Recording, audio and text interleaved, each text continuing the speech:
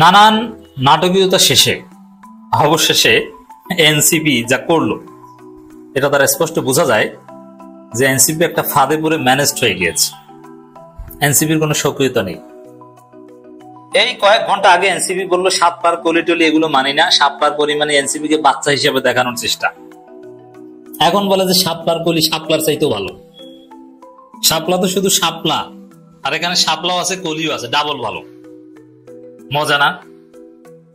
এই কয়েক ঘন্টা আগে বলে জাতীয় নির্বাচন আগেই গণভোট হতে হবে। এখন নাকি তারা ভিতরে ভিতরে সিদ্ধান্ত নিয়ে ফেলেছে যে গণভোট জাতীয় নির্বাচনের দিনও হতে পারে, আগে হতে পারে, এটা নিয়ে আমাদের মাথা ব্যথা নেই। এটা সরকার নির্বাচন কমিশন যা করে, এর মানে এই জায়গায় আপোষ করে ফেলেছে।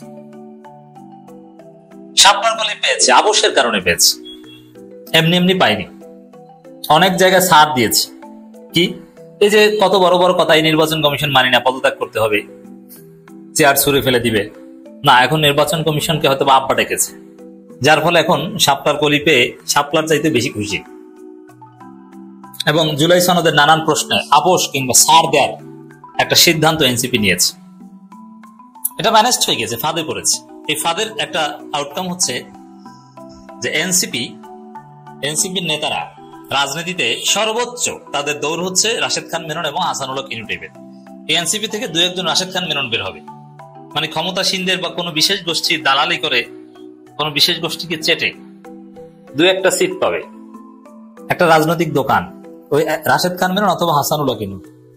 রাশেদ খান মেনন হাসানুল্লাহ কিনুরও কিন্তু অনেক অবদান ছিল ৭১-এ, ওইরকম ২৪-এর অবদান বিক্রি করে রাশেদ খান মেনন হাসানুল্লাহ কিনু বড় দল হয়ে ওঠার তাদের ভাগ্যে নেই। কারণ সকাল সন্ধ্যা যেসব কথা বলে, এক এক সময় এক এক কথা, এতে বড় দল হয়ে ওঠা যায় না। বড় দল হওয়ার পথে এটা একটা বাধা। তো দর্শক, ঘটনা কি? আগামীতে ধানের শীষ ও শাপলাকলির মধ্যে হাড্ডাহাড্ডি লড়াই হবে, অথচ ধানের শীষের সাথে এখনো তারা আসন ভাগাভাগির হিসাব করছে। কিন্তু এখানে আরেকটা, মানে এই যে জালিয়াতি ফাজলামি গুলো, এগুলোর মধ্য দিয়ে কোনো দল বড় হতে পারে না। ওই সর্বোচ্চ রাশেদ খান মেনন হাসানুল্লাহ কিনু অথবা নজিবুল বসার মাইজভান্ডারি, এর চাইতে বড় কিছু না। যেমন এখন পর্যন্ত এনসিপির হিসাব হচ্ছে যে বিএনপির সাথে জোট করবে না, কিন্তু সমঝোতা করবে, ওই জাতীয় পার্টির মতো। যেখানে এনসিপির শাপলা কলি থাকবে সেখানে ধানের শীষ থাকবে না। এইভাবে দুই একটা আসন জেতার চেষ্টা করবে, আর জিততে পারলে বলবে যে আমরা তো বিএনপির সাথে জোট করি না। আর বিএনপিকে গালি ঠিকই দেবে, কিন্তু এটা উপর উপর লোক দেখানো গালি, ভং ধরা গালি। এটা হচ্ছে এখন পর্যন্ত এনসিপির রাজনীতি। তো এই ভং ধরা রাজনীতি, এটা দিয়ে কখনো বড় দল হয়ে ওঠা যায় না। এটার আউটকাম সর্বোচ্চ হাসানুল্লাহ কিনু, রাশেদ খান মেনন অথবা Nazibul Bashar Maizbhandari, not more than that. আমরা এককভাবে, তবে ধানের শীষ শাপলার কলি মিল আছে। মানে বিএনপি হয়তো চেয়েছিল ধান, সেই প্রাচীনকালের কথা, কিন্তু বিএনপি পেয়েছে ধানের শীষ, ধান পায়নি, পেয়েছে ধানের শীষ। এনসিপি হয়তো চেয়েছিল শাপলা, কিন্তু পেয়েছে শাপলার কলি। এই দিক থেকে বিএনপি সমান সমান হয়েছে, প্রতীকের স্ট্যাটাস কিন্তু সেম, ধানের শীষ শাপলার কলি, মূল না। আমরা এককভাবে নির্বাচনের প্রস্তুতি নিচ্ছি এবং ৩০ আসনে প্রার্থী দেব। হ্যাঁ, ওই যে বললাম তারা ভং ধরা জোট করবে।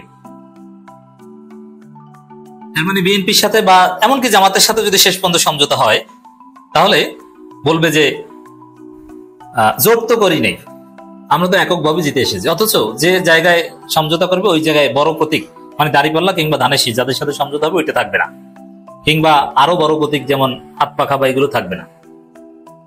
এই ভং ধরা রাজনীতি করতে যাচ্ছে। এইভাবে বেশি দূর আগানো যায় না বাবারা। আগামীতে বিএনপি ও জামাতের সঙ্গে শাপলার কলি বড় ফাইটের মধ্যে থাকবে। জনতার মধ্যে ইতিমধ্যে শাপলা প্রতিষ্ঠিত হয়েছে, এর সঙ্গে কলি যোগ হয়েছে। আরো মজার কথা শুনেন, শাপলার কলি নিয়ে কতটা খুশি।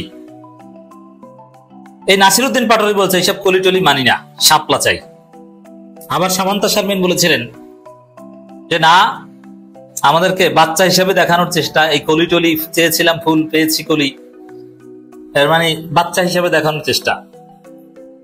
দেশবাসীর কাছে আমরা শাপলার কলি নিয়েও কিছু পজিটিভ সাড়া পেয়েছি।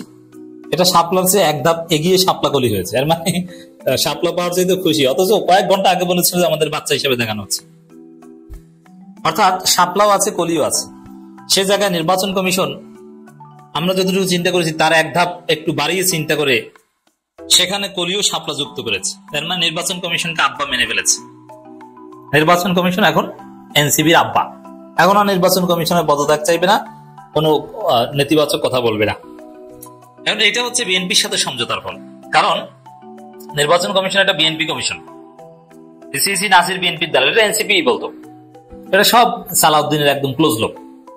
এই নির্বাচন কমিশনে বিএনপির লোক বেশি, প্রায় পুরোটাই বিএনপির। আর ডিজিএফআই প্রেসক্রাইব কিছু লোক আছে, কিন্তু ওটার গোড়াও আবার বিএনপি। তো এই জায়গায় এই নির্বাচন কমিশনকে আব্বা মানে হচ্ছে বিএনপির সাথে সমঝোতার একটা ফল। এখন তারা অ্যাডভান্স চিন্তা করেছে, তাদের চিন্তা আরো ভালো, সাপ কলিও আছে, শাপলাও আছে। বাবা রে বাবা, এই হচ্ছে অবস্থা। আবার নাহিদ ইসলাম বলছেন 300 আসনে প্রার্থী দেবে এনসিপি এবং ঢাকার আসনে লড়বেন নাহিদ। 300 আসনে জনগণ মন্তব্য করছে 300 আসনে প্রার্থী দেবেন, কিন্তু একটাও জিততে পারবেন না। আর 300 আসনে প্রার্থী দেওয়ার কোনো সক্ষমতা এনসিপির নাই। এনসিপির 10টা আসনে প্রার্থী দেওয়ার লোক নাই। তবে এনসিপির সামনে একটা সুযোগ আছে, এটা যদি কাজে লাগাতে পারে, সেটা হচ্ছে যখন নির্বাচনের তফসিল ডিক্লেয়ার হবে, মনোনয়নপত্র দাখিল হবে, প্রত্যাহারের শেষ সময়ে দেখবেন যে বিএনপির বিদ্রোহী প্রার্থীর অভাব নাই। 300 আসনে বিএনপির প্রার্থী আছে কয়েক হাজার। এর মানে এক এক আসনে বিএনপির প্রার্থী গড়ে 5 থেকে 7 জন। তো কমপক্ষে বিএনপির 2-3 জন প্রার্থী প্রত্যেক আসনে বিদ্রোহী থাকবে এবং তারা হেভিওয়েট। বিএনপির পদধারী কেন্দ্রীয় নেতা, ছাত্রদলের সাবেক সভাপতি, টাকাওয়ালা, কোনো না কোনো ভালো গুণ আছে তার। ওই লোকগুলোকে যদি এনসিপি প্রস্তাব দেয় যে আপনি এনসিপির প্রার্থী, এনসিপিতে যোগ দেন, সে রাজি হয়ে গেলে এনসিপি এরকম অধিকাংশ আসনে প্রার্থী দিতে পারবে। এর বাইরে এনসিপি বলতে যা আছে সাংগঠনিক কাঠামোতে, তারা 10 জনের বেশি প্রার্থী দিতে পারে না।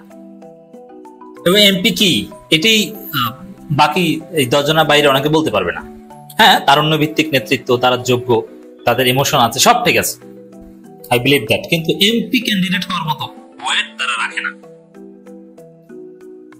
দর্শক, এই এনসিপি শাপলার কলি পাওয়া এবং শাপলার কলি মেনে নেওয়া এবং ইসিকে আব্বা ডাকা এবং খুশিতে গদগদ করা এবং জুলাই গণভোটের তারিখ বিষয়ে ছাড় দেওয়ার সিদ্ধান্ত, যে ওটা যেদিন হোক সমস্যা নাই, এই যে সকাল সন্ধ্যা অবস্থান, এগুলোই প্রমাণ যে এনসিপি একটা কঠিন ফাঁদে পড়েছে এবং এনসিপি ম্যানেজড হয়ে গেছে।